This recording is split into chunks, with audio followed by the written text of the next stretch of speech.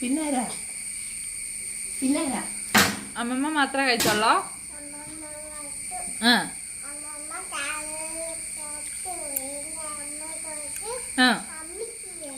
അമ്മച്ചി കഴിച്ചു. പിന്നാരാ?